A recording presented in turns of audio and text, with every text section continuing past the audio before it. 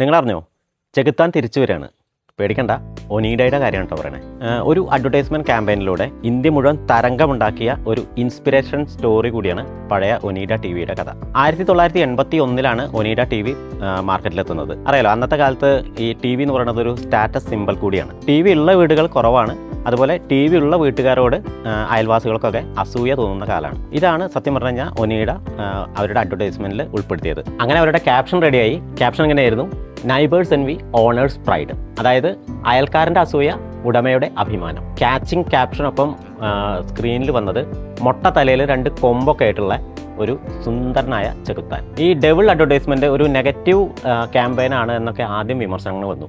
പക്ഷേ പിന്നീട് ചരിത്രം തിരുത്തി കുറിക്കുന്ന രീതിയിലാണ് ഇതിൻ്റെ റിസൾട്ട് വന്നത്.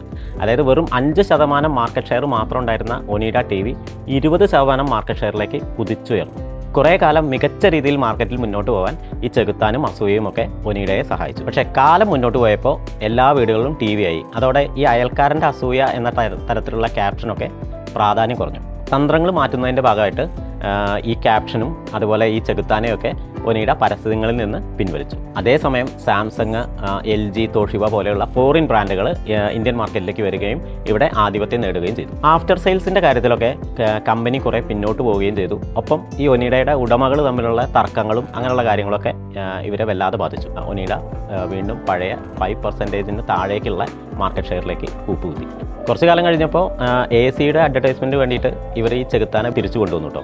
പക്ഷേ അതൊന്നും പഴയ പോലെ എഫക്റ്റീവ് ആയിട്ടില്ല. അതോടെ ചെകുത്താനെ തന്നെ മാറ്റിയിട്ട് ദൈവത്തിനെ ആക്കി മാറ്റി അഡ്വർടൈസ്മെൻറ്റുകളിൽ.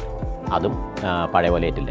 പക്ഷേ ഇപ്പോൾ കുറച്ച് കാലത്തെ ഇടവേളയ്ക്ക് ശേഷം ചെകുത്താൻ വീണ്ടും വരികയാണ്. ചില കളികൾ പഠിക്കാനും ചിലത് പഠിപ്പിക്കാനും.